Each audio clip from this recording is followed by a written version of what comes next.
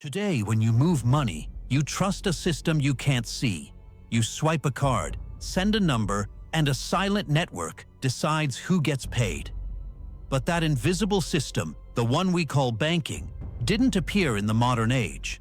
It was born from faith, from fear, and from one of history's darkest centuries. Because once money didn't exist, gold vanished, trade collapsed, and for nearly 500 years, the Western world forgot how to use it. Yet out of that silence, a new idea was born, not from kings or emperors, but from monks, merchants, and ordinary men who dared to trust something greater than gold. This is the story of how money was reborn, and how trust, the most fragile human invention, became the foundation of everything we call finance. In the year 476, the Western Roman Empire fell. The legions were gone. The merchants disappeared. The great cities of trade, Carthage, Alexandria, Rome, fell silent. For centuries, Rome's golden coins had been the lifeblood of civilization. They paid the armies, fueled the markets, and symbolized power itself. But when Rome died, so did its currency. The coins that once passed through 1,000 hands were hoarded, melted down, or lost in the ruins of empire. Without government, without trade, gold was useless. Europe entered a new era, the age without money. Trade broke down. Peasants grew what they ate and owed what they harvested to their lords. Wealth was measured not in coins, but in land. A cow was worth more than silver. Money as an idea survived only in memory. And yet, one institution endured, the church. While kingdoms burned, monasteries stood. While knowledge vanished, monks copied ledgers by candlelight. The church owned land, stored gold, and collected tithes from every village. It became the only financial system that still functioned. But there was a paradox. The Bible condemned usury, the charging of interest, as a mortal sin. To lend money for profit was to tempt damnation. So the church officially banned it, and then quietly found ways around it. Priests managed estates and collected fees. Bishops stored deposits and made gifts that expected repayment. And in doing so, faith became finance. It was hypocrisy and genius. The moral war against greed gave birth to the first moral bankers. Then came the Crusades, a series of holy wars that would reshape religion, politics, and money itself. By the 12th century, tens of thousands of European pilgrims were traveling to the Holy Land. They carried silver, gold, and jewels, and they were easy prey for bandits. That's when a new kind of order emerged, the Knights Templar. They were warrior monks, half soldiers, half priests. But behind their swords and prayers lay a revolutionary idea. In Paris, a pilgrim could deposit his wealth with the Templar preceptory and receive a written note, a coded document that proved his claim. When he arrived in Jerusalem weeks later, he could present the note and withdraw his funds, minus a small fee. No gold had to cross a border. No caravan had to risk the road. The paper itself had value, because everyone trusted the men who wrote it. It was the world's first international banking network. The Templars built fortresses that doubled as vaults. They issued loans to kings, financed crusades, and managed the wealth of Europe's nobility. Their reputation was absolute, their honesty legendary, and their influence terrifying. They became the bankers of kings, until one king decided he didn't want to pay. Philip IV of France, deeply in debt to the Templars, chose power over obligation. On Friday, October 13th, 1307, he ordered the arrest of every Templar in France. They were accused of heresy and treason. Their leaders were tortured and burned, their gold seized by the crown. The Templar order was destroyed, their network dissolved overnight. but their idea survived. The concept of portable trust, of money that could move faster than men, had changed the world forever. When the Knights Templar fell, the web of trust they had woven unraveled overnight. Their fortresses were empty, their vaults sealed, and Europe once again slipped into silence. Gold drained from the cities into the castles of kings. Trade slowed to a crawl. Markets that once buzzed with voices now echoed with the sound of debt unpaid. For 2 centuries, the economy of the West shrank inward. Power was measured in acres, not accounts. A noble's wealth lay buried in the soil. A peasant's debt was measured in years of labor. If a man wanted bread, he traded barley. If he wanted shelter, he offered his hands. Money became memory, a whisper of what once was. But the world beyond Europe told a different story. To the east, in Constantinople, the Byzantine Empire still minted its golden solidus, a coin so trusted it survived nearly 700 years without devaluation.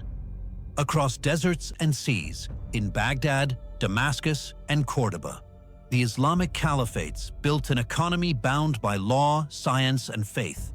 There, merchants carried suftaja, letters of exchange written in elegant Arabic script. A trader in Cairo could pay silver to a banker and receive a slip of paper, redeemable in far-off Samarkand. It was the same idea the Templars had used, but perfected centuries earlier. Interest regulated, contracts notarized, risk divided. Their scholars wrote treatises on credit, debt, and profit sharing. They calculated compound interest long before the word existed in Europe. While monks debated sin, Muslim mathematicians were inventing algebra to measure value. Even in China, dynasties thrived on organized currency. Copper coins flowed through markets. Paper experiments had already begun. The East was alive, the West asleep. And yet, from the edges of that slumbering continent, small sparks began to glow. Italian sailors returned from the Levant carrying not only silk and spices, but ideas. How to write contracts, calculate interest, insure ships. Jewish and Arab merchants settled in port towns, teaching locals how to keep ledgers, how to trust a signature, how to measure risk. Slowly, those sparks met. In monasteries, in markets, in counting houses no bigger than a tavern, Europe relearned what it had forgotten, that value could move without violence. The age without money was ending, and in its place, a new world of trade and trust was about to be born. By the 11th century, the silence began to break. Italian port cities, Venice, Genoa, Florence, Pisa, rose on the edge of the Mediterranean like sparks on dry tinder. They traded with Byzantines, Arabs, and Jews. Gold returned to Europe, but now it was smarter.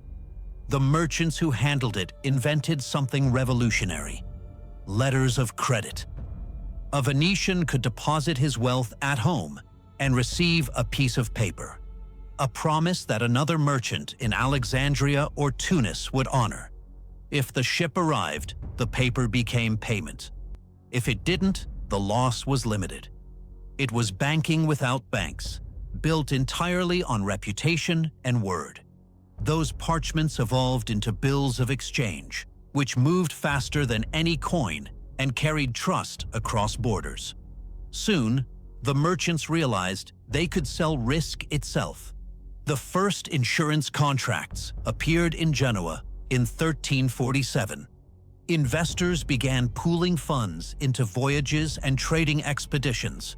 Finance became a game of probability, not just courage. For the first time since Rome, money could grow, not by conquest, but by calculation. Markets revived, cities expanded, and behind every deal, a silent revolution was unfolding. Trust was no longer sacred or hereditary. It was earned. A new class emerged, not lords or priests, but businessmen whose wealth depended on intelligence, not inheritance. Their faith was in ledgers, not altars. Their god was commerce itself. By the 1300s, Florence stood at the center of this reborn economy. Its narrow streets echoed with the clink of coins and the scratch of quills. Families like the Bardi, Peruzzi, and Medici built networks that stretched from London to Constantinople. They financed cathedrals, armies, and empires. And at the heart of their power was a new language: numbers. The mathematician monk Luca Pacioli would later describe it as double-entry bookkeeping. Every debit balanced by a credit, every loss mirrored by a gain. It was more than math. It was morality, a financial symmetry that reflected trust itself. With this system, the Florentines could calculate complex credit chains, trace payments, and detect fraud. Money became measurable, rational, predictable, but predictability breeds confidence, and confidence breeds risk. When King Edward III of England borrowed vast sums to fund his war against France, Florentine bankers saw opportunity, not danger. They lent freely, and when he defaulted, they fell together. The Bardi and Peruzzi collapsed. Thousands were ruined. Europe's first credit bubble had burst. The panic that followed paralyzed trade across the continent.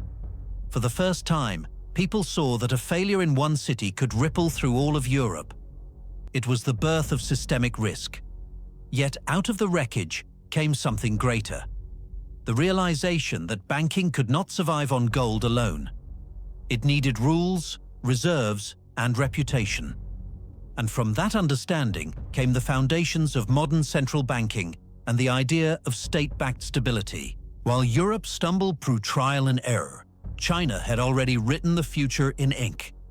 During the Tang Dynasty, merchants created flying cash, paper certificates that replaced heavy coins along trade routes.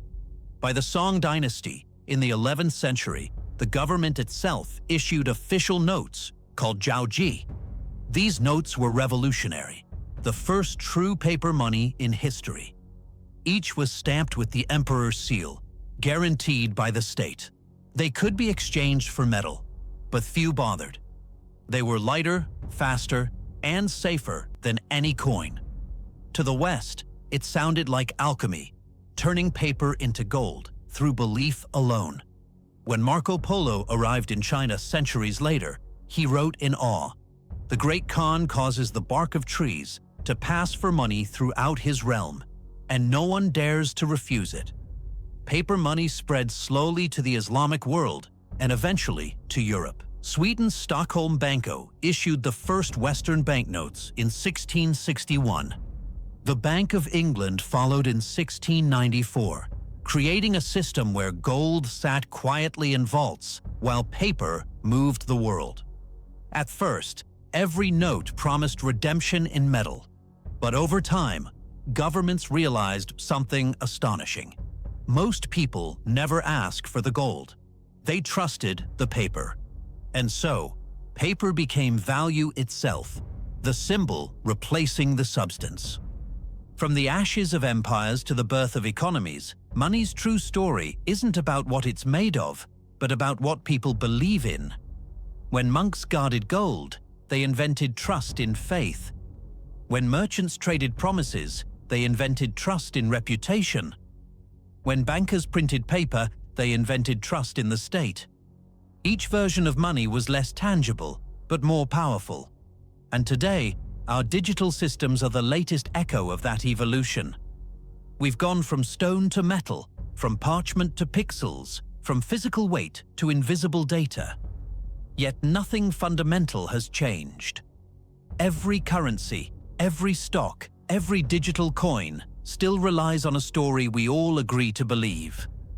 The story that a symbol means something, that a promise will be kept, that trust, once written, is real.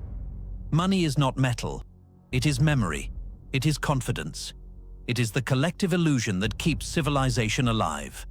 As long as that illusion holds, the numbers will move, the trades will flow, and the world will keep spinning.